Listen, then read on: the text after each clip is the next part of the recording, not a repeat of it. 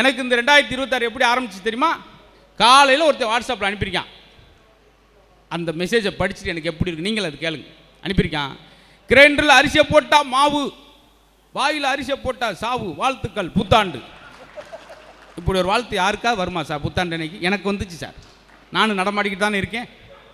அதுலேயும் தாய்க்குளங்கள் அனுப்புகிற பார்த்தா இன்னும் ஆச்சரியம். ஐயா என்ன கோச்சிட்டு போகிறாரா? உட்காரு. ஏன்னா அவங்களுக்கு ஏற்ற காலத்து நகைச்சுவைகள் அது உண்டு, அதுவும் சொல்கிறேன். மதுரை வீரன் படத்தில், பழைய படம், எம்ஜிஆர் ஓடிடுவார், பின்னாடி வீரனை பின்தொடர்ந்து செல்லுங்கள், அவனை பிடித்து வாருங்கள் அப்படின்னு டிஎஸ் பாளையம் அனுப்பியிருப்பாங்க. அவர் சொடக்கான் குதிரையிலே கழுத மாதிரி தான் போவார். போயிட்டு வந்தோன்னு கேட்பாங்க, வீரனை பின்தொடர்ந்து சென்றீர்களே என்ன ஆனது?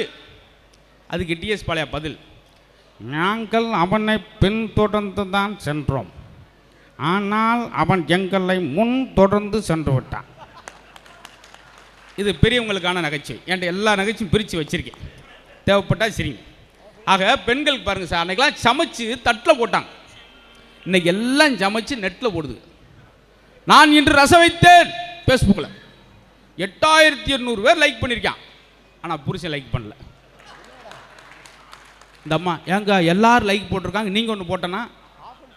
அவங்களாம் ரசத்தை பார்த்தவங்கடி, நான் தாண்டி ரசத்தை குடித்தவன். எங்கள் மதுரையில் ஒருத்தன் தீக்குளிச்சு பொழைச்சிட்டான் சார், தீக்குளிச்சு பொழைச்சிட்டான். பொண்டாட்டி போட்டு டீயை குடிச்சு போயிட்டானே பார்த்தீங்களா? இதெல்லாம் மைல்டாக போயிடுச்சு.